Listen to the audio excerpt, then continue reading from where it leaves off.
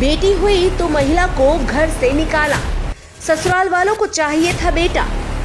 2 महीने की बच्ची को गोद में लेकर इंसाफ की गुहार लगा रही महिला को उसके पति और ससुराल पक्ष के लोगों ने बेटे की बजाय बेटी को जन्म देने पर घर से निकाल दिया। अब महिला इंसाफ के लिए दर दर भटक रही है। उसके साथ गोद में उसकी 2 महीने की छोटी सी बच्ची भी है। छोटी बच्ची के साथ थाने के चक्कर लगा रही मालन बी का आरोप है कि पति शुएब, ससुर हमीद और सास रशीदा बी ने उसे घर से निकाल दिया है। उन्हें बेटे की चाह थी, लेकिन बेटी हो गई। इसके बाद से ससुराल वालों ने उसका जीना दूभर कर दिया है। वे बच्ची को जान से मारने की धमकी दे रहे हैं। पति भी अपने माता पिता की बातों में आकर प्रताड़ित कर रहा है। वह बेटी को नदी में फेंकने और मुझे जलाकर मारने की धमकी देता है। महिला मां और परिजनों के साथ थानों के चक्कर काट रही है। पहले वह गणपति नाका पहुंची और फिर एसपी कार्यालय। उसने बताया कि उसे लड़की पैदा करने की सजा दी जा रही है। ससुराल पक्ष कहता है कि हमें लड़का चाहिए। अब ससुराल पक्ष 1 लाख की मांग कर रहा है। इसके बाद ही उसे स्वीकार करने की बात कह रहा है। विवाहिता को डर है कि कहीं उसके साथ फिर से मारपीट और उसकी बच्ची को जान से ना मार दे, इसीलिए वह एसपी कार्यालय में भी शिकायत करने पहुंची। एक महिला द्वारा बताया गया था कि उसको बच्ची होने की वजह से उसका पति जो है वो उसको प्रताड़ित करता है और कुछ समय से वो अपने घर पे रह रही है। तो उसकी शिकायत सुनने के बाद में मैंने उससे बातचीत की कि वो अपने पति के साथ रहना चाहती है कि नहीं रहना चाहती। तो उसके द्वारा कहा गया कि वो उसके पति के साथ रहना चाहती है क्योंकि उसको एक बच्ची है। तो उसमें मैंने उसको परिवार परामर्श केंद्र में मार्क किया है, जिसके अंदर पुलिस और एक सामाजिक संस्था के जो 2-3 लोग हैं और उसके साथ में मिलकर उनको काउंसलिंग की जाएगी। और प्रयास ये रहेगा कि उसका घर नहीं टूटे और दोनों को समझा बुझा के और उनका पुनः जो है वो घर बसा दिया जाए।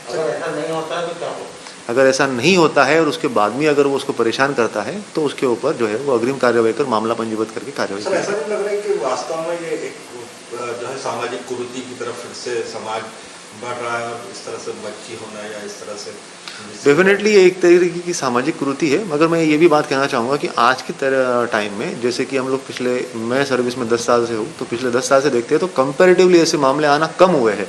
मैं ये नहीं कहूँगा कि बिल्कुल ख़त्म हो गए हैं, मगर कंपैरेटिवली ये मामला कम हुआ है। तो एक तरीके से ये है कि कहीं ना कहीं थोड़ा सा जो है वो सोशियोलॉजिकल एक डेवलपमेंट लोगों के बीच में आया हुआ है।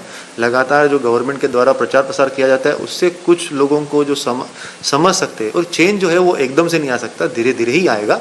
मगर ऐसे मामले कम हुए हैं, मगर अभी भी ऐसे मामले आते हैं। तो हमारा प्रयास ये रहता है कि उसका घर ना टूटे और वो दोनों को समझा बुझा के प्रयास करेंगे कि उसका घर बस जाए। और अगर वो भी नहीं होता है तो फिर क्या संदेश देंगे कि बेटा बेटी दोनों समान है?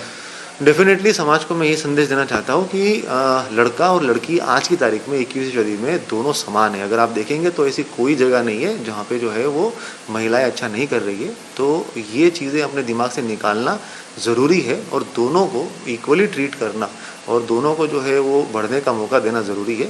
तो यही मेरा संदेश रहेगा कि सब लोग जो है वो इस तरीके की धारणाओं से छुड़े और अपने आसपास के लोगों को भी इससे अवगत कराएं।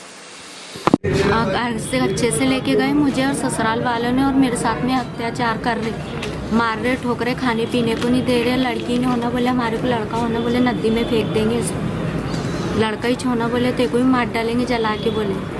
खाने पीने को भी नहीं दे रहे, कुछ भी नहीं। कब से आप माँ के यहाँ हो? हम तो अभी 3-4 दिन से हो गया, आ गए अम्मी क्या, मार ठोक के हकाल दिए। मुझे भी कपड़े लत्ता कुछ भी नहीं दिए।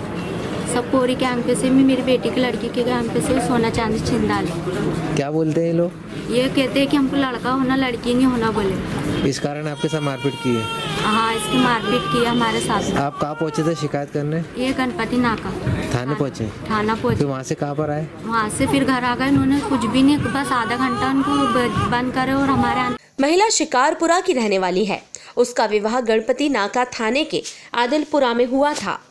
टाइम 8 मध्य प्रदेश के लिए बुरहानपुर से ब्यूरो रिपोर्ट।